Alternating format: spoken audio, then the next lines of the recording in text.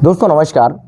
देश में कई ऐसे मुद्दे हैं जिन पर समाज सेवी संगठन लगातार काम करते हैं। उदयपुर में एक ऐसा सम्मेलन होने जा रहा है जहां न सिर्फ मुद्दों की बल्कि हमारे समाज से जुड़े हुए उन पहलुओं की भी बात की जा रही है जो जीवन में सभी से जुड़ाव रखते हैं।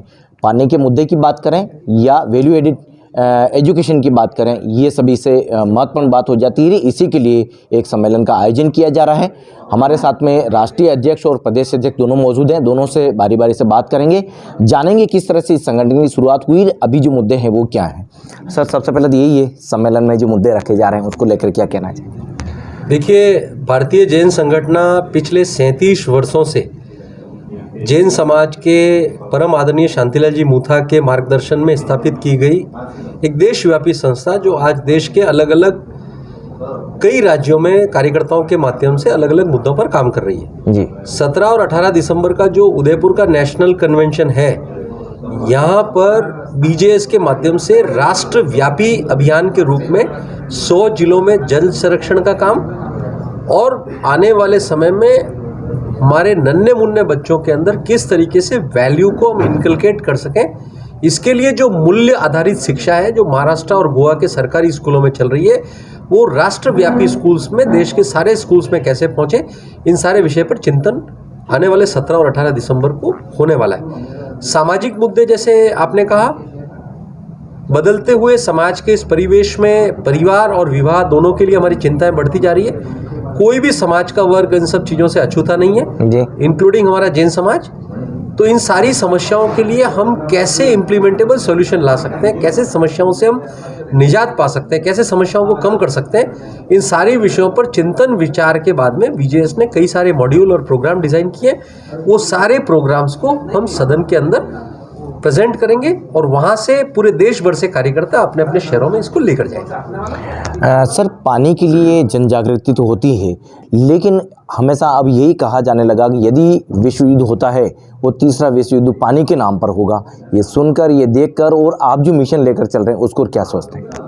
देखिए, इस पूरे विश्व में पानी को पैदा नहीं किया जा सकता। कोई भी साइंस ऐसी नहीं जो पानी को पैदा कर सकती है। सिर्फ एक ही काम किया जा सकता है, जो प्रकृति प्रदत्त पानी है उसको हम कैसे बचाएं।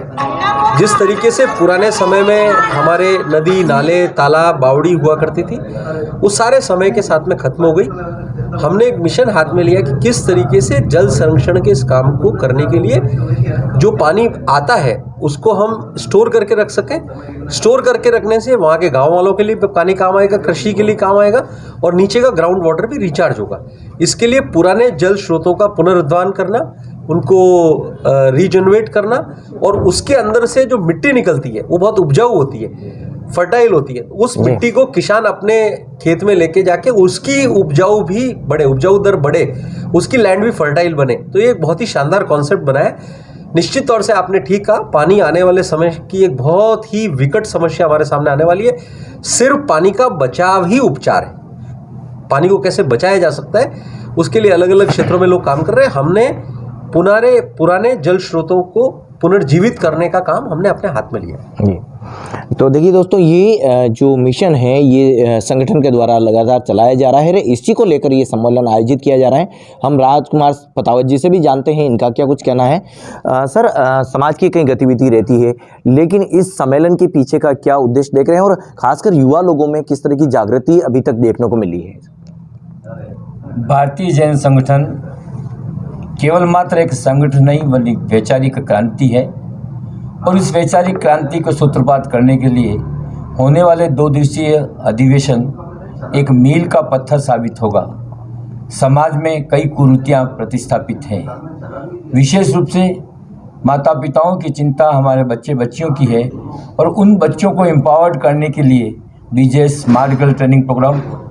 उसी प्रकार समाज में कई तलाक जैसी समस्या हैं।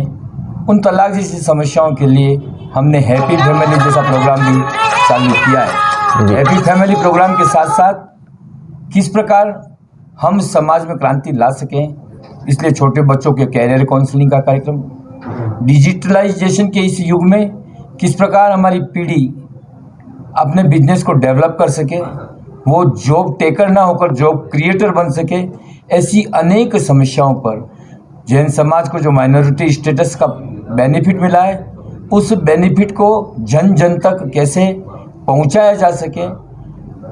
माता पिता की चिंता, आने हमारे बच्चे और बच्चों के शादी और सगाई संबंधी है, उसके लिए हमारी मैट्रिमोनियल मीट, सामूहिक विवाह जैसे कई प्रोजेक्ट भारतीय जैन संगठन ने हाथ में ले रखे हैं। और इन सब प्रोजेक्ट का स्केल किस प्रकार से अधिकाधिक बढ़ाया जा सके और जन जन की चिंता और पेरेंट्स की चिंता को दूर किया जा सके, उस पर चिंतन होगा, मंथन होगा और आगामी रोड मैप तैयार होकर 2 वर्ष का रोड मैप तैयार होकर भारतीय जैन संगठनों को नई ऊंचाई छूने के लिए ये 2 दिवसीय अधिवेशन मील का पत्थर साबित होगा, ऐसा हमारा सोचना है।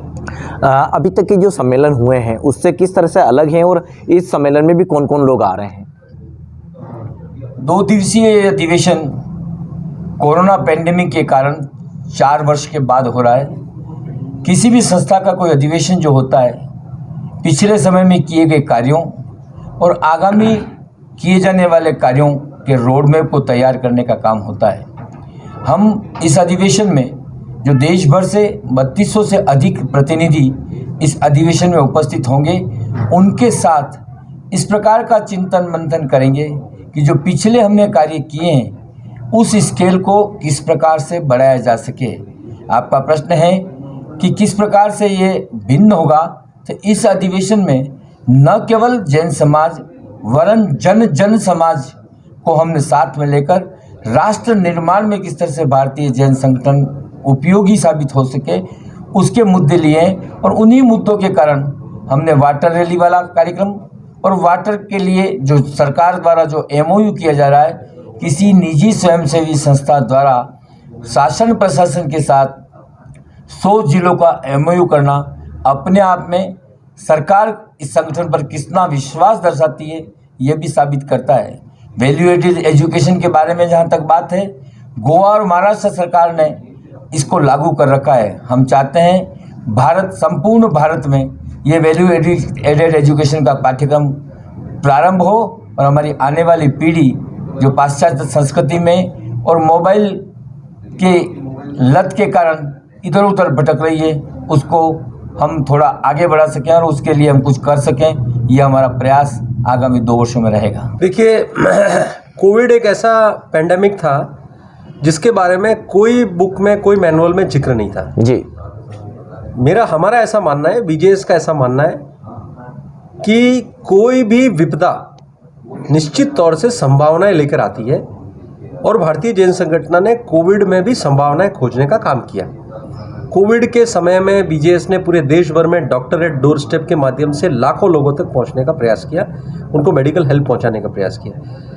अत्यंत भयंकर जब सेकेंड वेव आया, जहां पर ऑक्सीजन की एक्यूट शॉर्टेज थी, BJS के माध्यम से 10,000 ऑक्सीजन कॉन्सेंट्रेटर सिंगापुर से इंपोर्ट करके मंगाए गए और अलग अलग जगह पर हमने ऑक्सीजन बैंक की स्थापना की जी।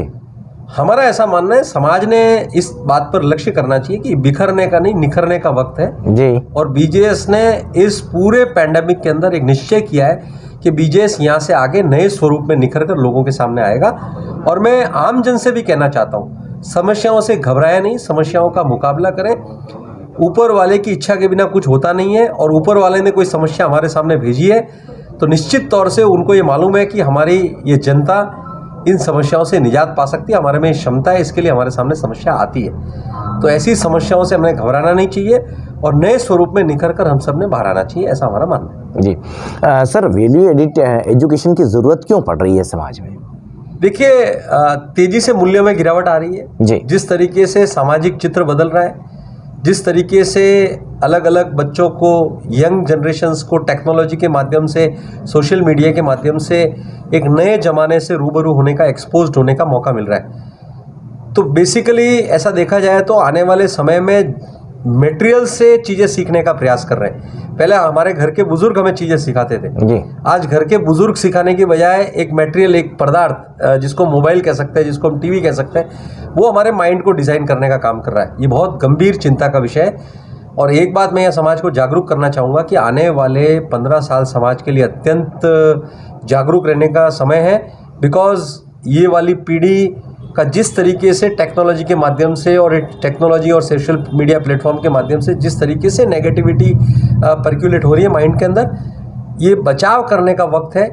टेक्नोलॉजी को डिनाई नहीं कर सकते, लेकिन टेक्नोलॉजी हमारे को डिस्ट्रॉय ना करे, हमें डिज़ाइन करे, इस पर हमें लक्ष्य करने की ज़रूरत है। जी, तो देखिए दोस्तों, ये एक सम्मेलन मात्र सम्मेलन नहीं है, इसमें ऐसा मंथन किया जाना है जो हमारे समाज के विकास की बात होनी है।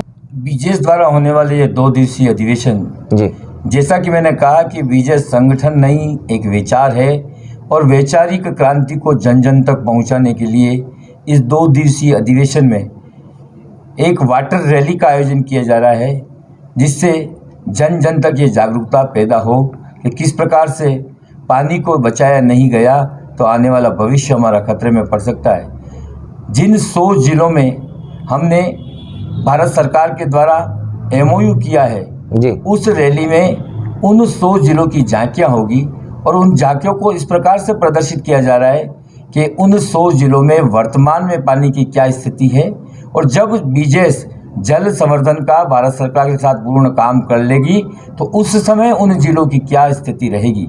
इस वाटर रैली में हम 100 झांकियाँ 12 जिलों की, पहले 12 राज्यों की, पहला राज्य, उसके बाद उसकी जिलों की झांकियाँ, दूसरा राज्य, उसके बाद जिलों की झांकियाँ। इससे कारण 51 यूथ जो हमारे बुलेट मोटरसाइकिल पर इस रैली को एस्कॉर्ट करेंगे। दोस्तों देखिए, हम पानी की बर्बादी देखते हैं, कई ऐसे उदाहरण होते हैं जहां लापरवाही भी देखी जाती है, लेकिन ऐसा क्या रिसर्च करने के बाद में पाया गया है कि पानी बचाना चाहिए। जन संगठन काम कर रहा है और टीम भी लगातार काम करती है।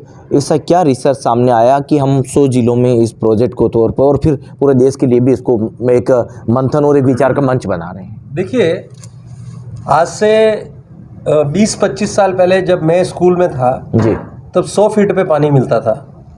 आज 500, 600, 700 फीट पे भी पानी नहीं मिल रहा है। जी, बिकॉज जो पानी बरस के आता है उसको ठीक तरीके से हम स्टोर करके नहीं रखने से वो पानी बहकर चला जाता है और नष्ट हो जाता है। तो ग्राउंड वाटर की स्थिति ऐसी आ रही है कि धीरे धीरे ये ग्राउंड वाटर बहुत कम होता जा रहा है। तो निश्चित तौर से यदि पानी बचाना है तो गांव के इन सारे जल स्रोतों को पुनर्जीवित करना पड़ेगा, और पुनर्जीवित करने के लिए हमने ये वाला मुहिम शुरू की।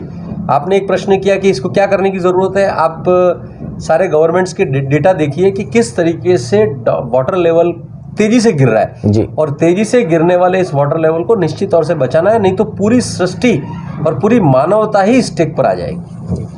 तो देखिए दोस्तों, तीसरा युद्ध पानी के लिए नहीं हो, इसके लिए समाज के लोग आगे आ चुके हैं, और समाज की किसी व्यक्ति का साथ मिलता है तो सरकार के प्रोजेक्ट भी पूर्ण होते हैं, और जैन संगठन उसी एक परिपाटी पर काम कर रहा है। आने वाले समय में इसका रिजल्ट भी सकारात्मक लगातार देखा जा सका, इसका प्रयास किया जा रहा है।